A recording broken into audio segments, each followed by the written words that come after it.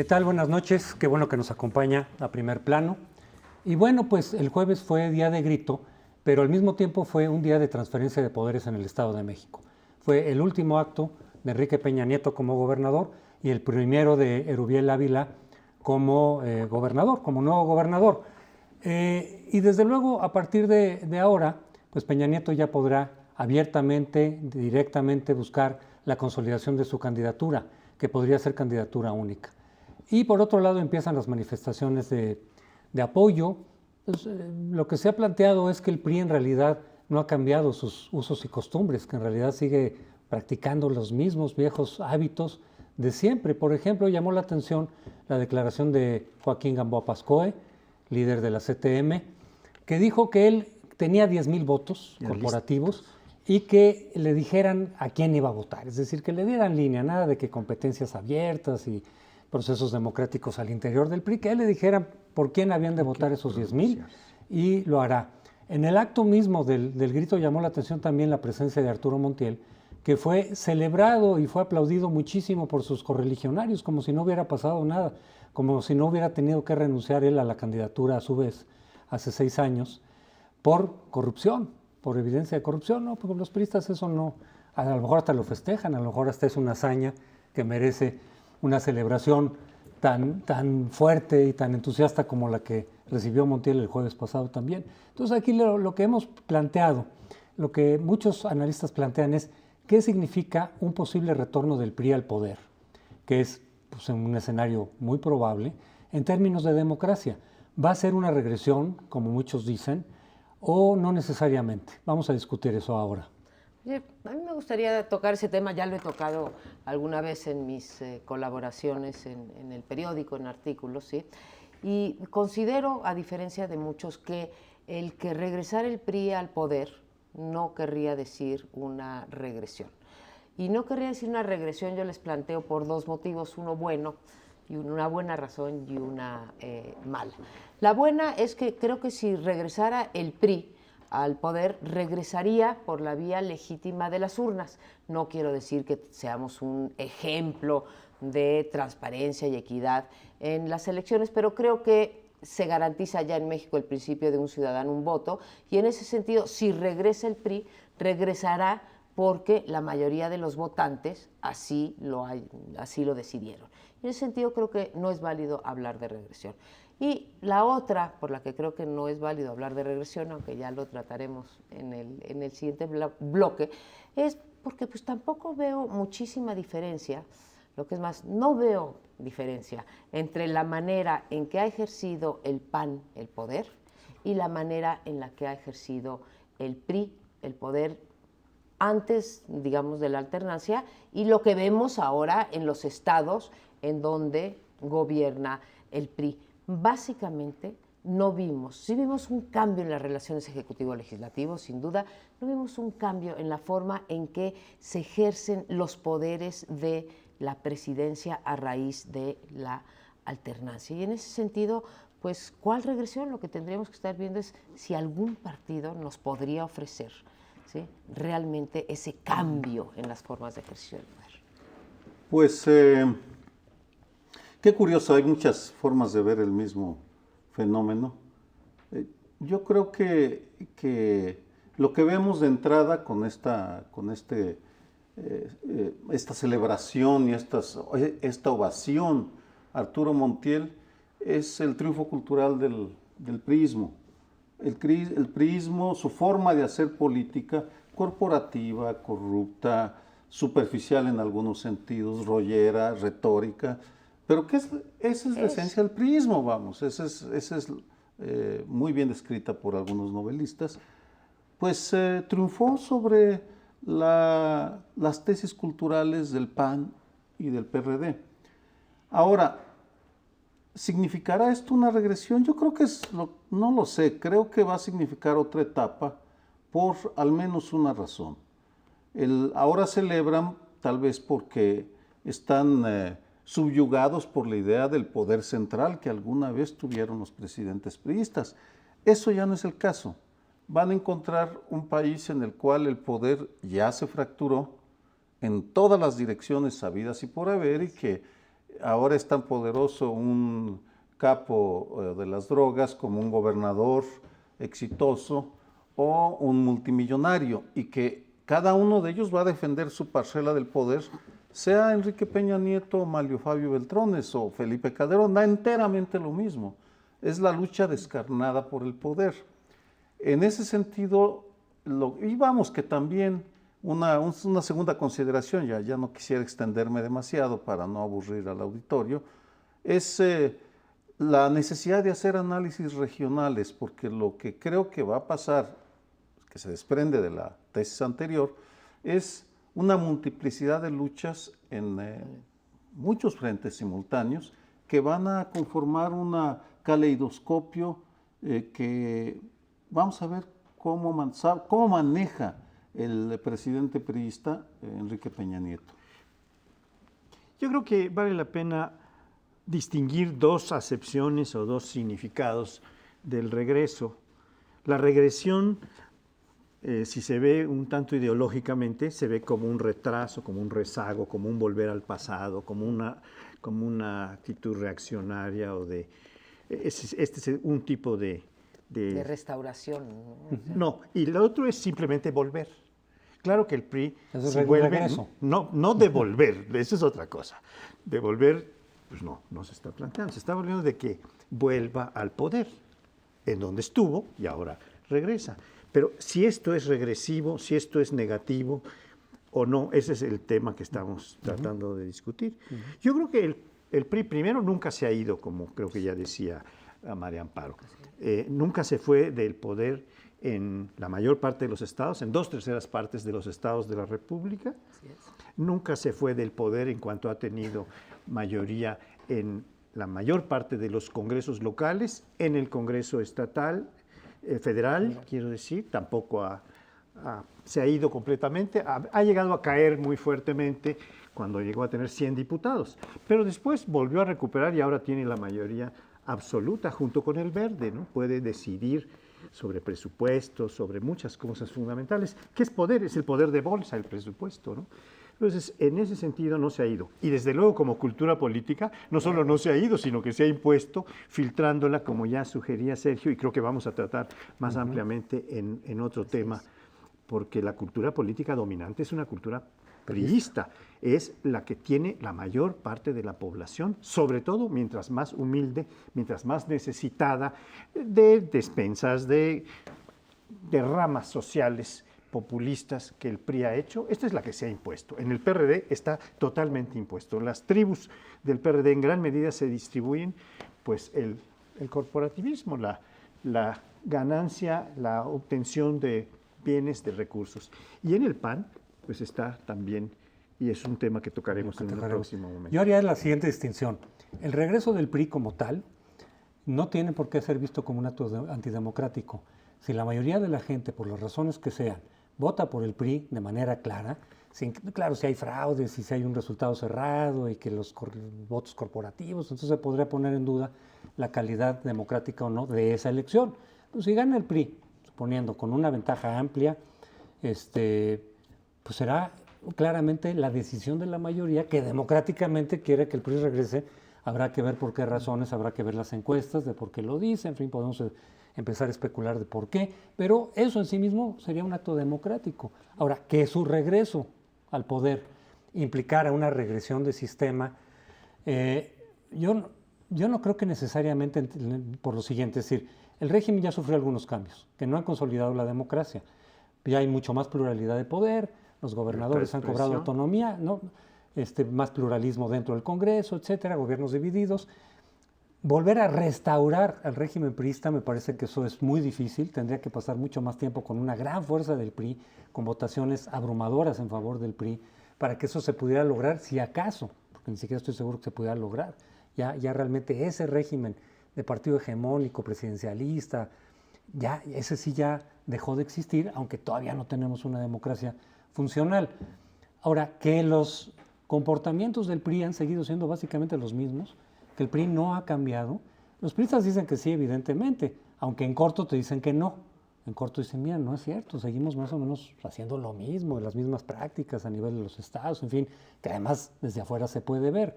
Pero ellos en corto dicen, es más por el fracaso y la decepción que generó el PAN y el PRD, por lo que estamos regresando, o sea, por default, no por méritos propios, sino porque la gente se decepcionó, se desencantó de las alternativas.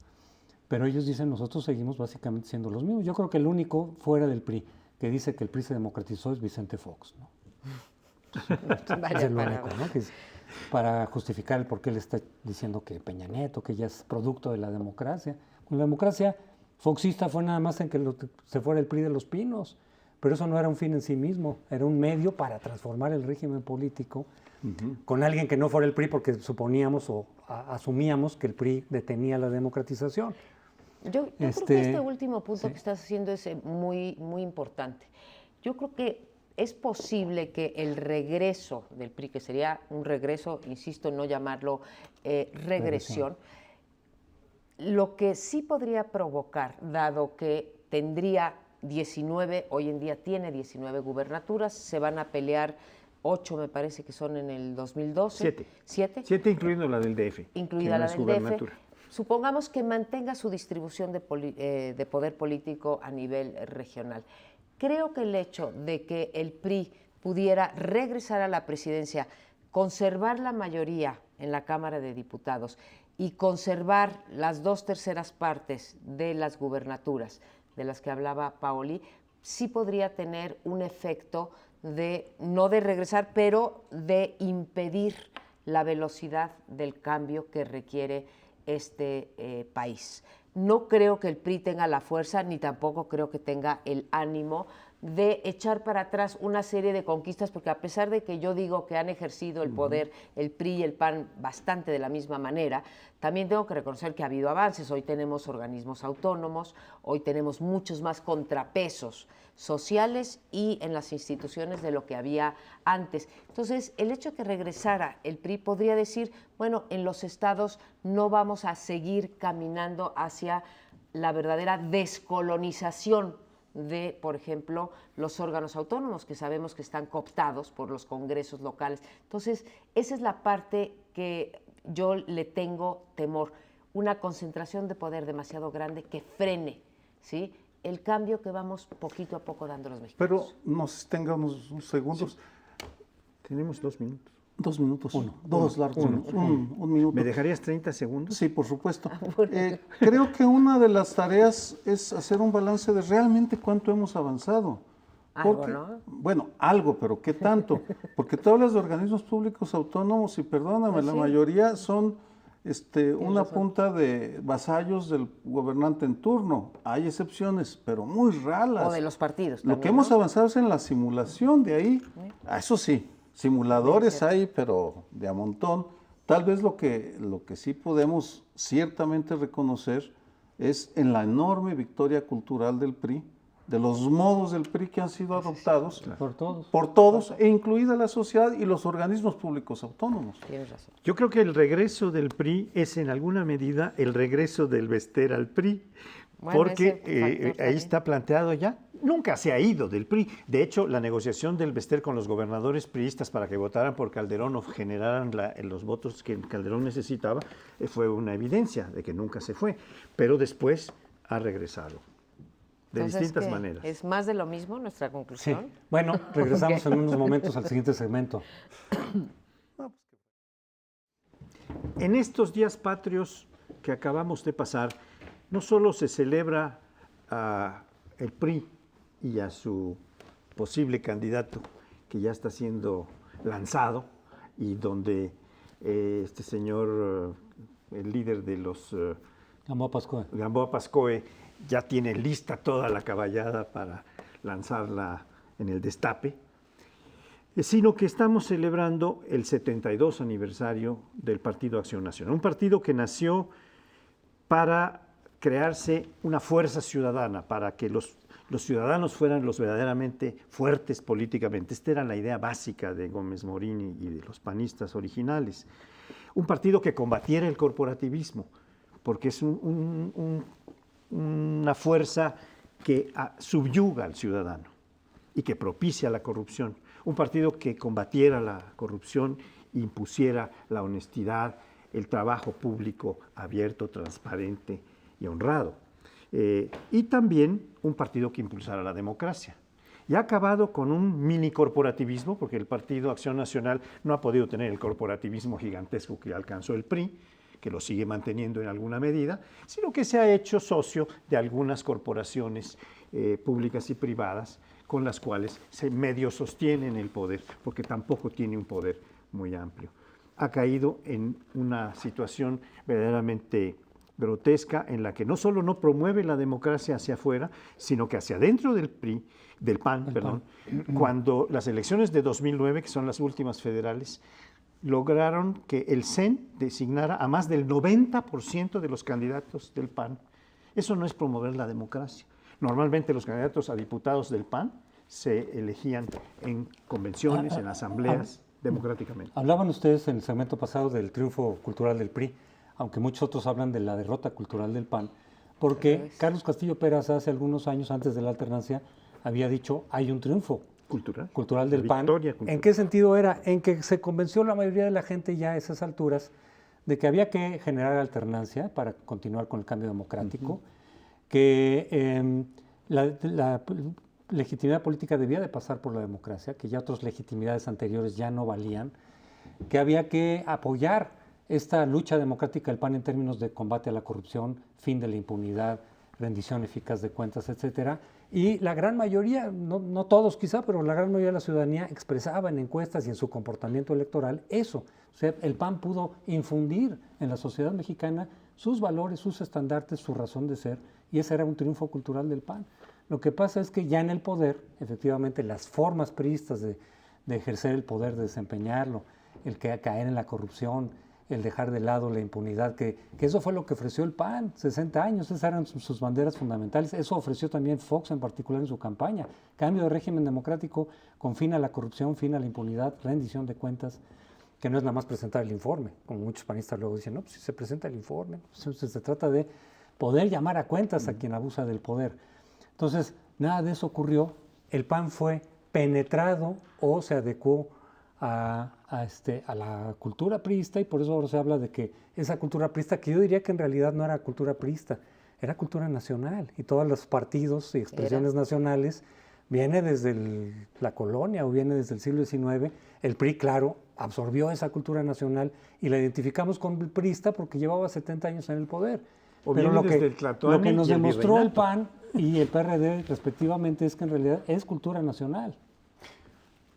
Una de las preguntas más difíciles de responder es, ¿en qué momento se dio ese quiebre que ya hizo irreversible la debacle cultural del PAN? Propongo dos hipótesis porque sé que es un campo que no ha sido suficientemente estudiado, al menos no lo conozco. Una, a la forma como manejaron la elección de 1988 y la decisión que tomaron de pactar, de por un lado reconocer que había sido una elección fraudulenta, porque en sus documentos lo decían, hubo fraude, pero Carlos Salinas es presidente legal. Legitimación por actos. Y por tanto lo vamos a aceptar siempre y cuando se legitime democratizando el país. Y creo que si el PAN hubiera seguido en serio esa tesis, hubiera forzado una transición, pero en lugar de ello cedió y aceptó la simulación de Carlos Salinas de hacerles concesiones en cargos, en la elección del 89 en Baja California, 92 en Guanajuato, por ejemplo, es sin hacer las reformas profundas. Y en ese sentido, para mí, el momento simbólico de la capitulación es diciembre del 91, cuando Diego Fernández de Ceballos defiende en tribuna la quema de las boletas electorales del 88, porque ahí sí se golpeó directamente una reforma electoral de fondo, una reforma profunda, que era combatir o conocer lo que había pasado en la elección del 88. En fin, como hipótesis, creo que a partir de ahí, y con la llegada de personajes como Vicente Fox, que tenían una capa muy rala de democracia, de hecho, ralísima, que se le cayó, se descascaró tan pronto llegó a Los Pinos, pues aceleró la debacle. Ese es el momento y lo sitúas digamos, en el sexenio de Carlos Salinas de Gortari, las concesiones que se hicieron y a cambio de que se hicieron. Yo creo que realmente el punto de quiebre es cuando llegan al poder y hay un pastel para repartir, ¿sí? Me parece que ahí hay un inicio. Creo que lo que ocurrió en ese sexenio se puede juzgar de manera, tuvo cosas positivas, la negociación que hizo el PAN, y tuvo cosas desde luego negativas, ya las mencionaste. Creo que las positivas es que el PAN aprovechó para darle, junto con muchas otras fuerzas de la sociedad, para darle un salto, yo te diría, cualitativo a la democratización electoral de este país.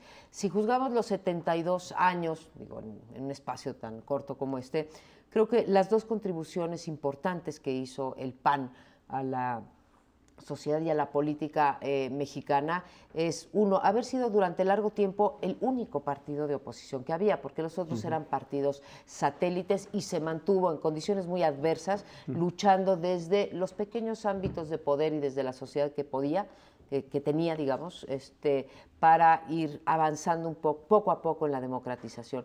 Y el segundo se da ya cuando empieza a cobrar fuerza, y sí es un partido que empuja las reformas democratizadoras desde el punto de vista electoral, en donde resulta, creo yo, una decepción, y ahí sí me pregunto si ese es el punto que pervierte a cualquier grupo que llega finalmente al poder, es cuando hay algo que repartir.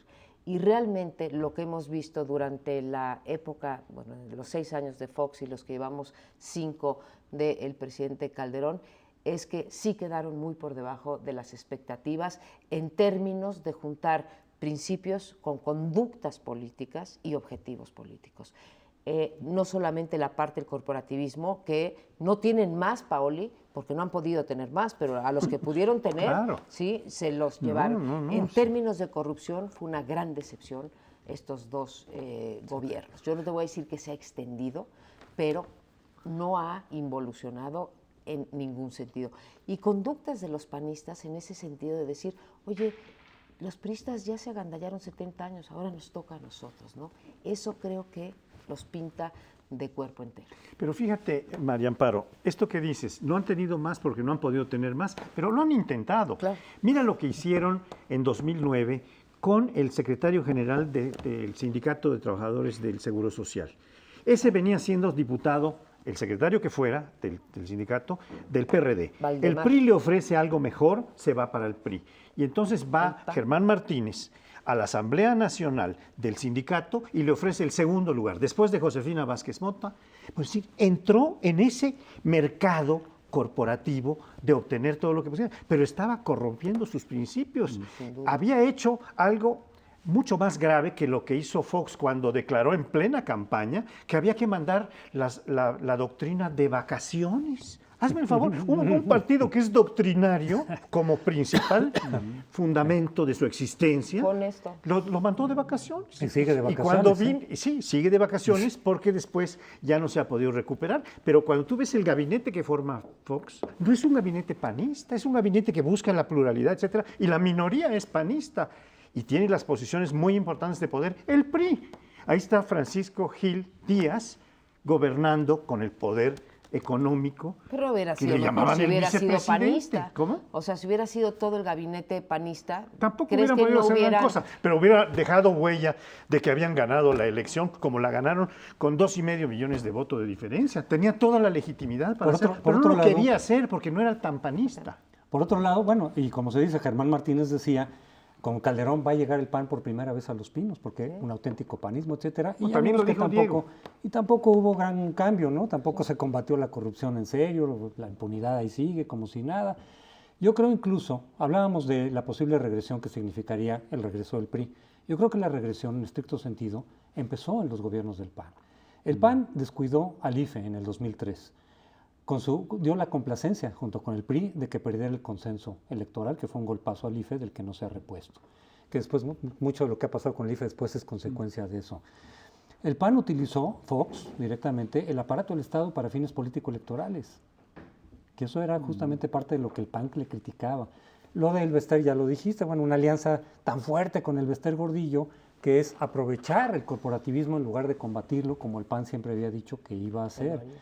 La propia elección del 2006, ¿no? Con toda la discusión al respecto, el PAN y los panistas pudieron haber abierto y transparentado la elección para despejar dudas completamente, no lo quisieron hacer, con lo cual la elección quedó, pues desde luego en entredicho, se rompió el consenso electoral. Entonces, bajo gobiernos del PAN yo creo que sí ha habido una regresión, incluso en lo que habíamos avanzado más, que era la democracia electoral. No digamos, y ya no avanzamos en otros aspectos de la democracia, insisto, como el combate a la corrupción y a la impunidad.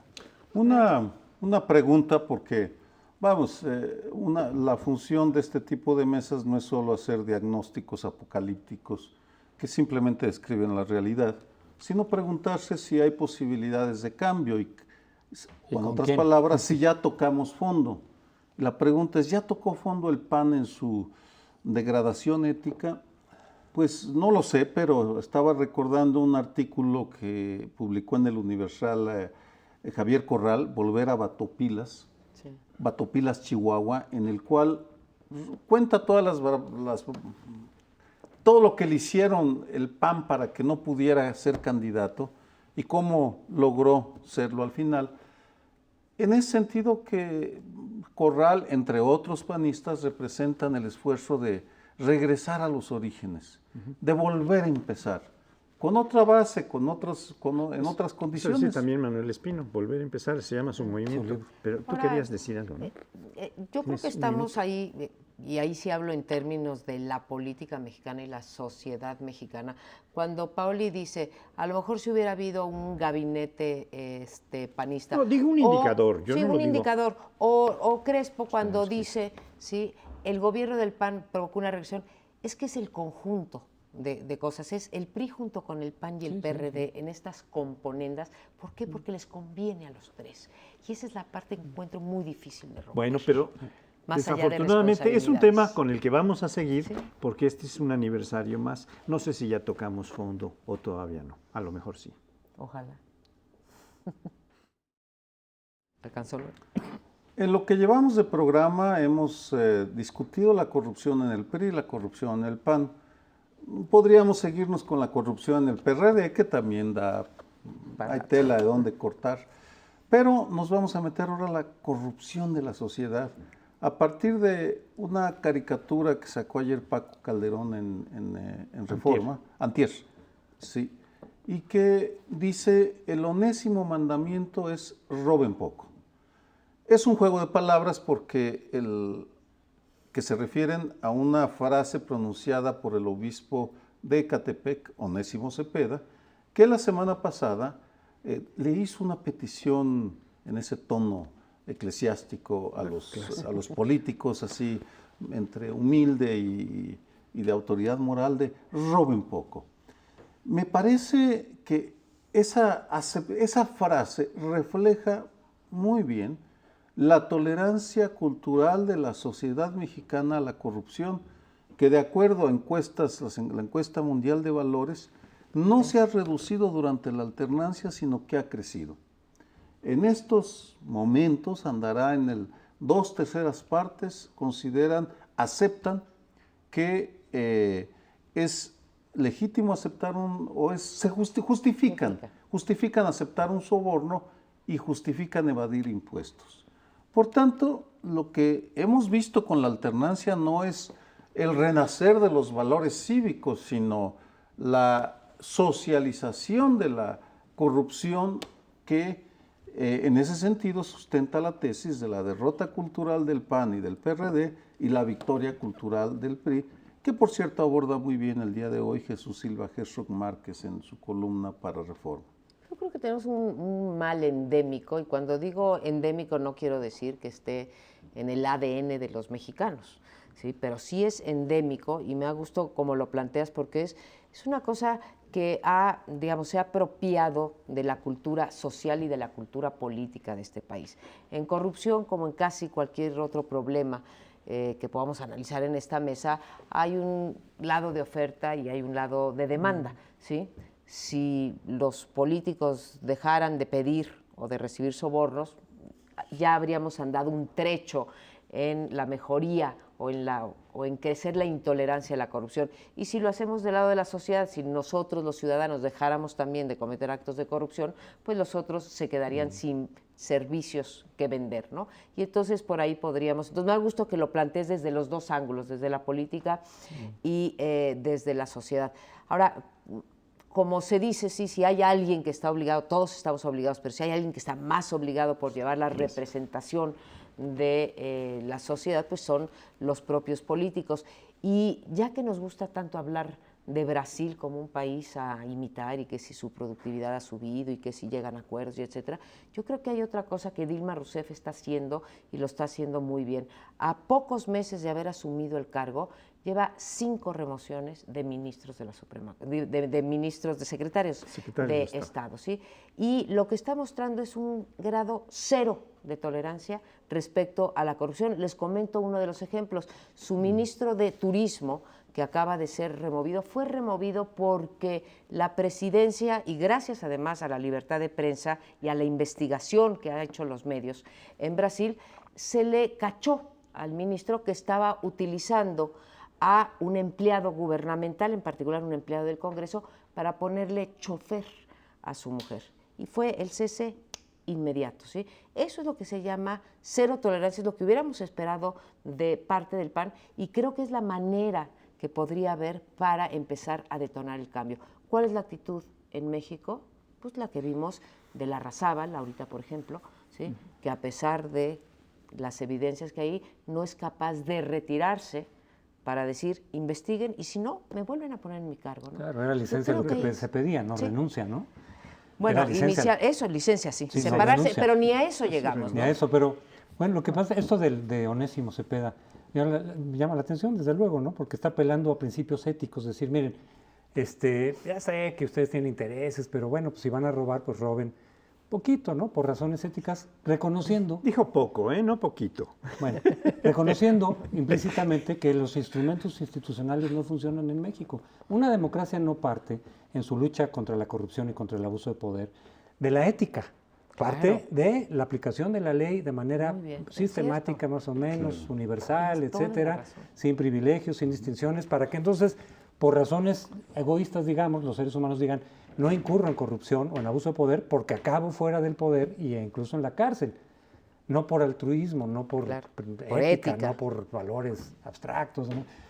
Pero como no funciona esto aquí y entonces todo el mundo le mete la mano directamente, pues esto está apelando otra vez a una ética ahí, Onésimo, de decir, bueno, no abusen, ya sé que pueden hacerlo impunemente, pues lo hemos visto en todos lados.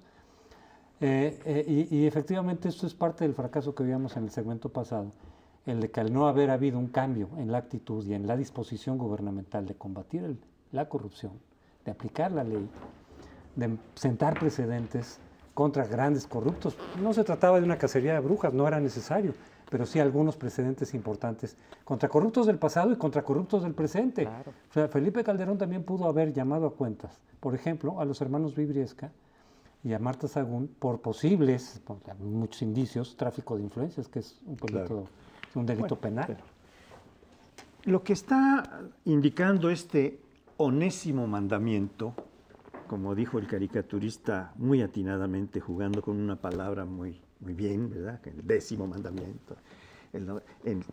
Bueno, es aludir a la parte autoritaria de la cultura política cifrada en el patrimonialismo. Nos viene de muy atrás, nos viene desde el mundo indígena, pero desde luego en el mundo colonial, como nos ha recordado muchas veces Lorenzo Meyer.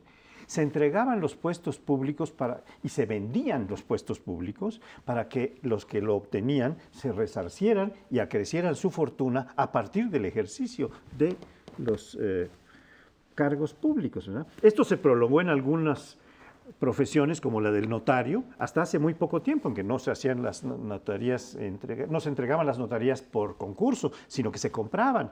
Los gobernadores las entregaban también en términos patrimonialistas a sus amigos. Lo siguen haciendo muchos gobernadores del PRI todavía. Y del PAN y del PRD, ¿eh? Bueno, pero como tienen más los gobernadores del PRI, he visto muchos casos de ese tipo.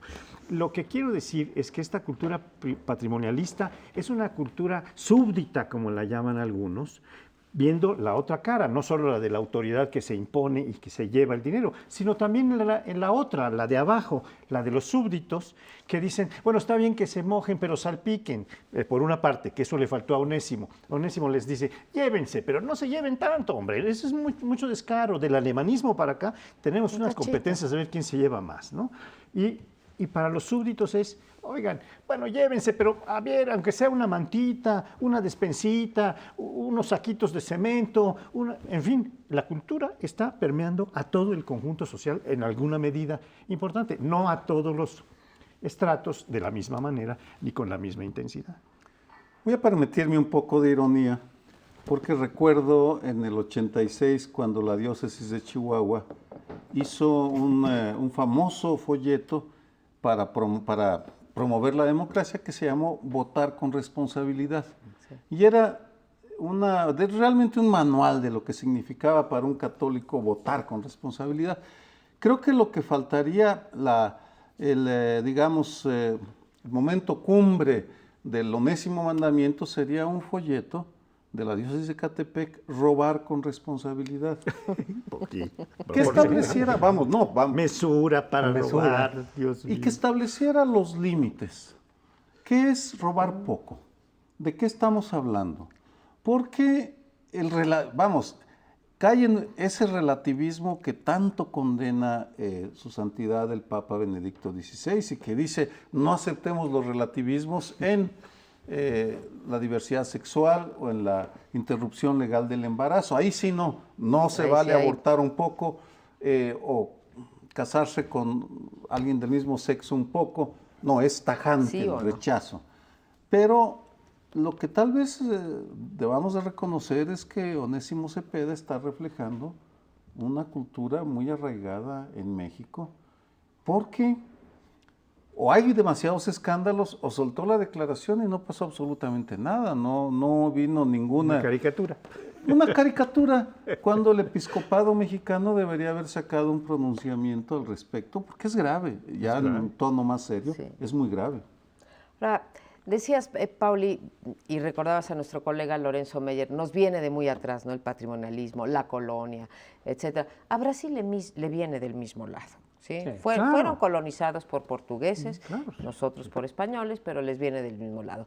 Y si nos vamos a otros países que lograron romper los círculos de la corrupción, como nuestro vecino del norte, o sea, recordemos que todavía en Estados Unidos a principios de los 60, una elección, bueno, aparte de la élite del poder, la elección, digamos, en Chicago, fue totalmente fraudulenta, o la Inglaterra a principios del siglo XX, pues era totalmente corrupta, patrimonialista, se vendían los puestos, etc. Llega un momento, claro, que por eso yo comenzaba diciendo que no es que lo traigamos en el ADN, tiene que haber una manera de romperlo. Yo veo dos maneras. Uno, todos esos recursos que nos gastamos en comunicación social, y cuando digo nos gastamos, se gastan los gobiernos federal y estatales, ¿sí? Bien podrían dedicarse, ¿sí?, a un programa de cultura de la legalidad. Y como tampoco creo que nada más sea una cuestión de socialización, ¿sí?, ir acompañada, sí, de una cosa de tolerancia cero con respecto. ¿Qué nos pasa?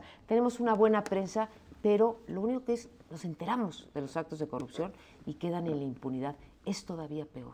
Saberlo y saber que no se castiga. Pues muy bien. Me incita a corromperme. Por lo pronto queda en el aire esa recomendación. Roben pocos, por favor. Yo creí que la regresamos mía, en un minuto. Pues sí hemos mostrado, si el Estado mexicano muestra pocas capacidades para combatir la corrupción, pocas capacidades institucionales, también ha mostrado pocas capacidades de llegar a acuerdos para poder pasar las reformas y que necesita este país. Cada quien piensa que necesita algunas, pero también para llegar a acuerdos que hagan más eficaz esta democracia nueva que tenemos y que todavía está muy maltrecha. Una de esas faltas de capacidades la encuentro yo en que los diferentes partidos políticos no han sabido vivir bien en la pluralidad, no han podido llegar a acuerdos y comprender que la democracia no solamente es acceder con votos a los puestos de poder, sino también es capacidad para llegar a compromisos que tengan en principio, aunque me vea muy romántica, el interés común o el interés general como propósito. Bueno, pues hay unos que dicen que para poder lograr esto tenemos que hacer mayorías, que un partido tenga mayoría y que gobierne durante 6 años como un dictador, esperemos benevolente. Hay otros que dicen que no, que esa no es la vía. Bueno, pues ahora está apareciendo una tercera vía. Ha salido una iniciativa de reforma que está metida en el Senado por parte del senador Beltrones, aunque ha recibido la discusión, el compromiso y demás, también del PAN y del PRD, de que hagamos gobiernos de coalición. Mi pregunta a ustedes es si los gobiernos de coalición, esto es que se pongan de acuerdo para tener una mayoría y gobernar de acuerdo a un programa, debe de surgir de una, digamos, de una revisión del marco jurídico, de un respaldo, o es producto de que se sienten las fuerzas políticas y muestren una conducta democrática. Yo coincido contigo porque los sistemas presidenciales en principio no es imposible hacer un gobierno de coalición, los hemos visto en varios países latinoamericanos, ¿no? Es cosa de negociar, de sentarse efectivamente, decir, a ver, ¿qué fuerza electoral tienes? Yo te doy 1, 2, 3 carteras para que haya el incentivo, pongámonos de acuerdo en tal y cual programa, es decir, incorporando los de los diferentes partidos, y yo no sé si se pueda obligar a hacer una coalición. Claro, en un sistema parlamentario sí, porque si no, no formas gobierno, si no va respaldado por una mayoría absoluta y en algunos países incluso relativa o calificada mínimamente para tener un gobierno, pues en un sistema presidencial no existe esa obligación. Yo pregunto efectivamente si con esta iniciativa, es decir, ahora va a ser obligatorio o lo presentan como una posibilidad. Pero en donde también dicen es obligatorio, opcional. Sí, opcional, pero si ya la haces, luego también obligatorio, lo cual también me suena un poco. Por 3 años, yo creo que decía que ya cuando haya el compromiso, decía Beltrones por lo menos, que es uno de los que están impulsando, no, si la ley como no, que haya un compromiso opcional. ya de estar durante cierto tiempo. Bueno, porque eso no se puede obligar en todo caso. Claro que no. No, claro que no. En cualquier momento un partido puede decir yo me salgo de esta coalición. Pero yo creo que para entender esto, o por lo menos para que yo lo entienda, así me lo propongo, hay que ver el panorama de la situación presidencial. Estamos viviendo, como dijo Sartori en una frase muy pues explicativa, de un hiperpresidencialismo a un hipopresidencialismo, un presidencialismo muy débil que no está pudiendo cumplir con sus funciones, punto, ni gestionando el bien común o el bien general, etc. Entonces, para que esto pueda hacerse, se requiere reforzar al presidente. La única manera de reforzarlo frente a las enormes fuerzas que quieren debilitarlo, los poderes fácticos, el narcotráfico, el crimen organizado, en fin, es que las fuerzas políticas hagan un pacto. Pero no es excluyente, para contestar un poco tu pregunta, el hecho del pacto no excluye que esto también pueda ir a la legalidad para que se, como lo hicieron los españoles, hicieron el pacto de la Moncloa, que fue un pacto material entre las fuerzas políticas, que incluía sindicatos, empresarios, voluntad, partidos, digamos. etcétera, y después vinieron las formaliza. cuestiones legales, incluso la reforma a la Constitución del 78 en España, ¿no? Esto creo que es lo que está pensándose. Vamos a fortalecer al presidente, pero con un conjunto de fuerzas que se comprometan, no con un programa de gobierno, no para tener gobernabilidad y tener metas en las cuales se comprometen todos. Claro. Se reparte el poder y se reparte la responsabilidad. Yo en eso estoy totalmente de acuerdo. Agregaría una explicación que tal vez ayude al auditorio a entender de lo que estamos discutiendo. En el fondo creo que es la preocupación de algunos políticos por el deterioro de la democracia. Sí. No está funcionando adecuadamente por los motivos que sean, entonces están explorando diferentes alternativas. Y en el trasfondo está el recuerdo de la concertación democrática chilena, que fue un modelo que funcionó muy bien para el momento en el que sale Pinochet del poder y que se unen Socialismo y democracia cristiana en un programa común.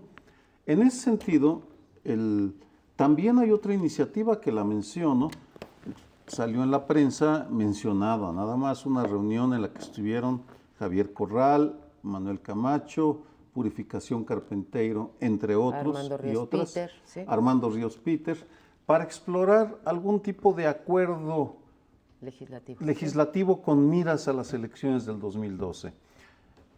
¿Quién sabe en dónde vayan a terminar estas iniciativas? Porque el impulso del PRI de Enrique Peña Nieto es al presidencialismo tradicional.